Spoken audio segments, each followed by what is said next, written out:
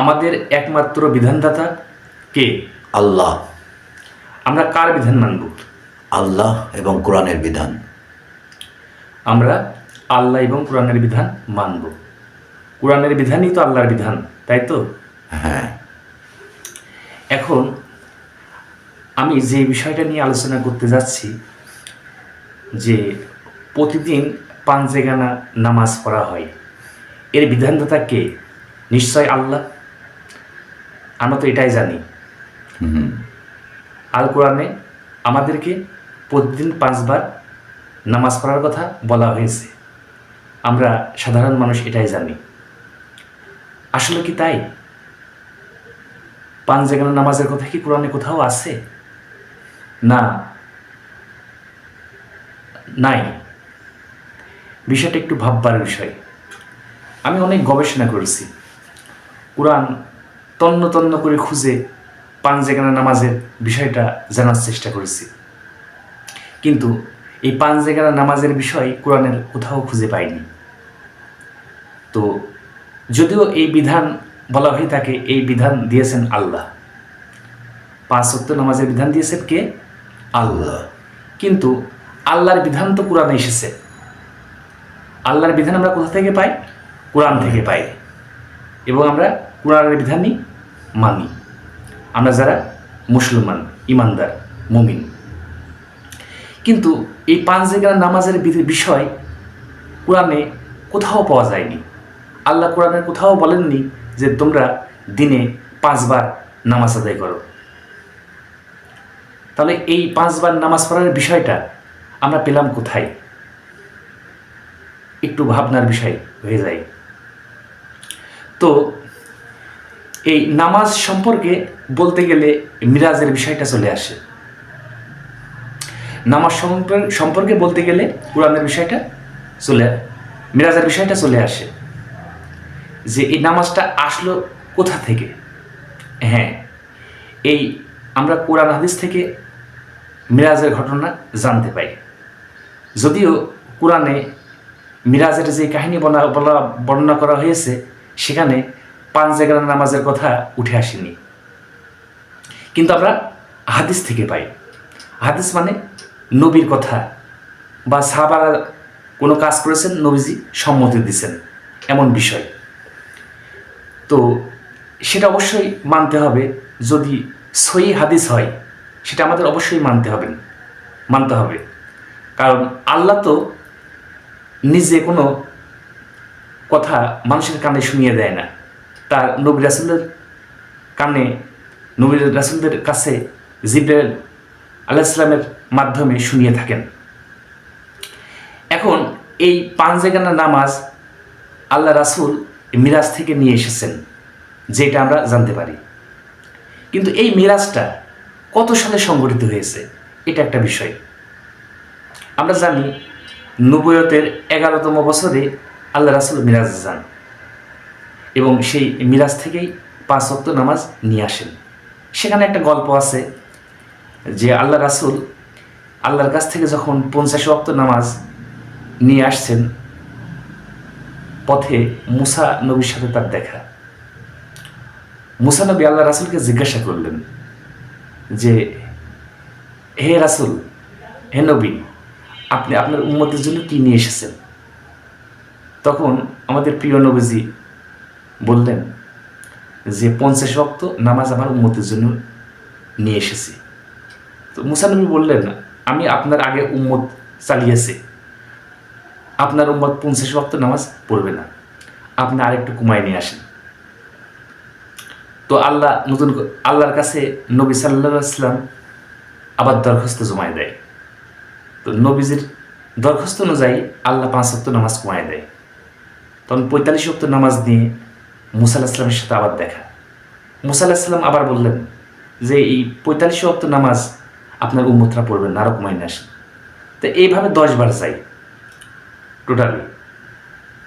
50 থেকে 45, 45 থেকে 40, 35, 30, 25, 20, 15, 10, 5, লাস্টে আল্লাহর কমাননি এবং বলেছেন 5 ওয়াক্ত নামাজ পড়লেই 50 ওয়াক্ত নামাজের সওয়াব পাওয়া যাবে। ভালো কথা, আমাদের তো সোয়াব অনেক প্রয়োজন, আমাদের সোয়াব অনেক প্রয়োজন।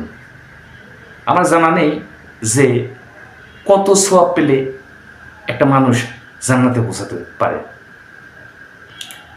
যাই হোক, সোয়াব তো মঙ্গল হোক।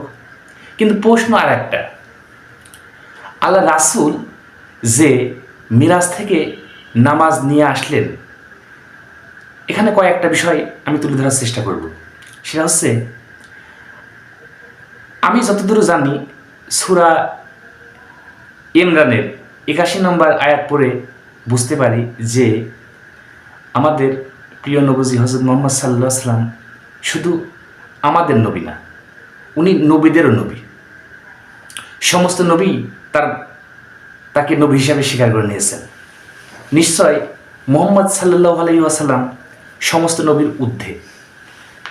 তাই যদি হয়, একজন নবীকে তার নিচু পর্যায়ের নিচু পর্যায়ের বলা ভুল হবে, যদি উনি সর্বশ্রেষ্ঠ, মুহাম্মদ সাল্লাল্লাহু আলাইহি ওয়াসাল্লাম সর্বশ্রেষ্ঠ নবী, আমরা কোরআন হাদিস পড়ে জানতে পারি। মুসা আলাইহিস সালাম আমাদের প্রিয় নবী হযরত মুহাম্মদ সাল্লাল্লাহু আলাইহি ওয়াসাল্লামকে, রাহমাতুল্লিল আলামিনকে নির্দেশ দিতে পারেন না যে আপনি এটা পারবেন না। আল্লাহ যেখানে নবীজির উম্মতের জন্য 50 ওয়াক্ত নামাজ দিলেন, সেখানে কি করে মুসা আলাইহিস সালাম এটাকে নিষেধ করতে পারে?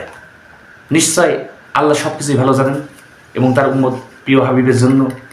প্রিয় হাবিবের উম্মতের জন্য যেটা ভালো সেটাই দিয়েছেন। বারবার ফেরত যাওয়ার অর্থটা কি? এটা একটা প্রশ্ন। আমার মনে হয় না এরকম একটা কাহিনী ঘটেছে। এই জাতীয় কাহিনী যদিও হাদিসই এসে পড়েছে, কিন্তু এই হাদিস সত্য হাদিস বলে মনে হয় না।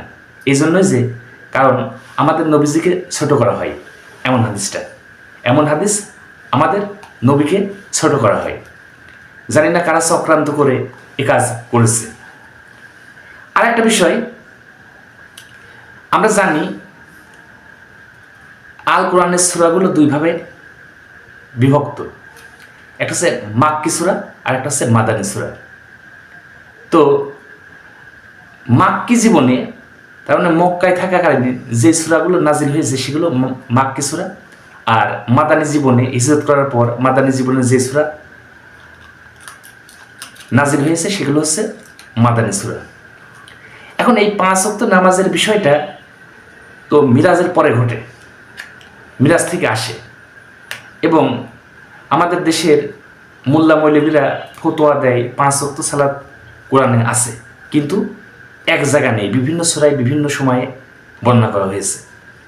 যাই ঘটুক, তাই যদি হয় 5 ওয়াক্ত সালাত আল্লাহ পারতেন এক পৃষ্ঠায় বর্ণনা করতে, যে তোমরা দৈনিক 5 ওয়াক্ত সালাত বা নামাজ পড়বে, মসজিদে গিয়ে বা বাড়িতে থেকে যেখানে হোক তোমরা 5 ওয়াক্ত সালাত পড়বে। এই বিষয়গুলো কিভাবে পড়বে এক পৃষ্ঠায় বর্ণনা করা সম্ভব ছিল, কিন্তু আল্লাহ, আমরা কোরআন পড়ে দেখতে পাই যে আল্লাহ তা করেননি। আর একটা বিষয়, সেটা হচ্ছে এই যে সালাতের বিষয়টা মিরাজে যাওয়ার আগেই ঘটেছে। মাক্কি জীবনে সালাতের বিষয়গুলো, সালাত সম্পর্কে আল্লাহ কোরআনে অনেক সূরাতেই বর্ণনা করেছেন সালাত কায়েমের বিষয়টা। যদি মিরাজের আগেই সালাত থেকে থাকে এবং সালাতের কথা বলা হয়, আমি এমন কিছু সূরার নাম উল্লেখ করব যেগুলো মাক্কি সূরা এবং সেখানে নামাজের কথা বা সালাতের কথা উল্লেখ আছে, সালাতের কথা উল্লেখ আছে। যদিও আমার কাছে মনে হয় না সালাত আর নামাজ এক, যদিও আমাদের দেশের মৌলবীরা বলে থাকেন যে সালাত আর নামাজ এক। যদি সালাত আর নামাজ এক থাকে, তাহলে মিরাজে যাওয়ার আগে কিভাবে আল্লাহ সালাতের কথা বললেন? আপনাদের কাছে প্রশ্ন থাকলো, আমি না বুঝলে আমাকে বুঝিয়ে দেবেন কমেন্টের মাধ্যমে। তো এখন আল্লাহ বলতেছেন, ইন্না সালাতা তানহা আনিল ফাহশাই ওয়াল মুনকার, সূরা আনকাবুত আয়াত 45। নিশ্চয় সালাত মানুষকে সমস্ত অপকর্ম থেকে দূরে রাখে। তার মানে সালাতের বিষয়টা আছে। এখন সালাত মানে 5 ওয়াক্ত নামাজ যদি আমরা ধরি, কিন্তু আমরা দেখি যে 5 ওয়াক্ত নামাজের মাধ্যমে কোনো অন্যায়কারী তার অন্যায় থেকে দূরে থাকছে না। ঘুষখোর, সুদখোর নামাজ পড়ছে এবং তাদের কাজগুলো অব্যাহত আছে। আর আল্লাহ কি বলছেন? যে নিশ্চয় সালাত সমস্ত অপকর্ম থেকে মানুষকে দূরে রাখে। বিশ্বাস করে যে সালাত মানুষকে সমস্ত অপকর্ম থেকে দূরে রাখে, কিন্তু নামাজ তো রাখছে না। তাই যদি হয়, একজন ঘুষখোর, সুদখোর, ডাকাত, চোর সবাই মসজিদে ঢুকছে এবং তাদের কাজ অব্যাহত রাখছে, এগুলো তো চরম অন্যায়। তাহলে কি করে নামাজ অন্যায় কাজ থেকে মানুষকে দূরে সরাচ্ছে? এখানে বোঝার অনেক বিষয় আছে, যেগুলো আমার পরবর্তী ভিডিওতে আপনারা জানতে পারবেন। নামাজ আর সালাত কখনোই এক হতে পারে না। নামাজ এবং সালাত যদি এক হতো, তাহলে আল্লাহ অবশ্যই বিস্তার বর্ণনা করতেন যে নামাজ এবং সালাত কি। নামাজ ফার্সি শব্দ আর সালাত আরবি শব্দ, বাংলায় সংযোগ। যদি ধরি আরবি সালাত আর ফার্সিতে নামাজ আর বাংলায় সংযোগ, তাহলে পড়ার বিষয়টা থাকতো না। যদিও নামাজ পড়ার বিষয়টা সুন্দর একটা বিষয়, আমার ভালো লেগেছে এবং আমি নিজেও 5 ওয়াক্ত নামাজ পড়ি, কখনো পড়াই। তো নামাজের মাধ্যমে আমরা অনেক সুন্দর বিষয় শিখতে পারি। যদি আমরা প্রতিদিন 5 বার মসজিদে যাই, তাহলে একে অপরের সাথে দেখা হয়, খোঁজ খবর নেওয়া সম্ভব হয়, কে খারাপ অবস্থায় আছে, কে সুস্থ না অসুস্থ তার সম্বন্ধে জানা যায়, বিপদে আপদে একে অপরের পাশে থাকা যায়। এগুলো মানে ভ্রাতৃত্ববোধ গড়ে ওঠে, এগুলো সুন্দর একটা বিষয়। তো মানুষের কল্যাণের জন্য তো এই নামাজ, এটা সুন্দর একটা বিষয়। এই নামাজকে আমি সেলিব্রেট করি, সম্মান করি এবং নিজেও পড়ি। কিন্তু আমার মাথায় আসে না যে এক ওয়াক্ত নামাজ বাদ দিলে 80 হুব্বা জাহান্নাম কাটতে হবে। এমন বিষয়টা আমার কাছে পছন্দ না এবং এই হাদিসগুলো সঠিক বলে আমার মনে হয় না। এই জন্য যে এরকম বিষয় হলে পরে আল্লাহ নিজেই বর্ণনা করতেন, কারণ আল্লাহ পবিত্র কোরআনে প্রত্যেকটি বিষয় স্পষ্টই বলে দিয়েছেন। হালাল হারাম, কে জায়েজ না জায়েজ, সমস্ত বিষয় স্পষ্টভাবে বলে দিয়েছেন। তো যাই হোক, নামাজ আর সালাত এক না। আর 5 জায়গার নামাজের কথা আল্লাহ কোরআনে কোথাও বলেননি। যেমন আমি কয়েকটা সূরা তুলে ধরি, আমি নোট করে রেখেছি এগুলো। যেমন সূরা তোহা, এই সূরা তোহাটা হচ্ছে মাক্কি সূরা। এখানে বলা হয়েছে ওয়া সাব্বিহু বিহামদি রাব্বিকা কাবলা তুলু ইশ-শামস ওয়া কাবলা গুরুবিহা। এর অর্থ, তোমার রবের পবিত্রতা ও মহিমা ঘোষণা করো সূর্যোদয়ের পূর্বে এবং সূর্যাস্তের পূর্বে। সূর্যোদয়ের পূর্বে এবং সূর্য অস্তের পূর্বে যে দুটা নামাজ আছে, সেটা হচ্ছে ফাজরের নামাজ, আমরা যে ফাজরের নামাজের কথা বলি বা আমরা পড়ে থাকি। আর সূর্য অস্তের আগে যে নামাজটা আছে, সেটা হচ্ছে আসরের নামাজ। তো রবের পবিত্রতা এবং মহিমা আমরা যখন ঘোষণা করতে বলা হয়েছে সূর্যোদয়ের পূর্বে এবং সূর্যাস্তের পূর্বে, তার মানে আসর এবং ফাজরের কথা উল্লেখ করা হয়েছে। আবার সূরা মাআরিজের 22 নম্বর আয়াতে বলা হয়েছে ইন্নাল মুসাল্লিন লাযিনা হুম আলা সালাতিহিম দায়িমুন। ওই ব্যক্তি মুসল্লি যে সর্বক্ষণিক নামাজে বা সালাতে নিয়োজিত থাকে। যদি সার্বক্ষণিক সালাতে নিয়োজিত থাকা যায়, তাহলে কি করে ওয়াক্তি নামাজ হয়? কোরআন তো আত্মবিরোধী হয়ে যায়।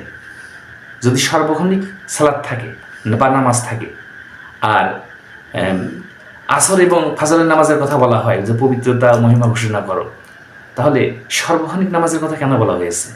এই বিষয়টা একটা ভাববার বিষয়। আসলে নামাজ বা সালাত, ফার্সি নামাজ এবং আরবি সালাত, বাংলায় সংযোগ, এটা সার্বক্ষণিক, এটা কখনো বিচ্ছিন্ন হতে পারে না, যেটা আল্লাহ বলেছেন। আরও এই মাআরিজ সূরাটাও মাক্কি সূরা, যা মিরাজ যাওয়ার আগের ঘটনা।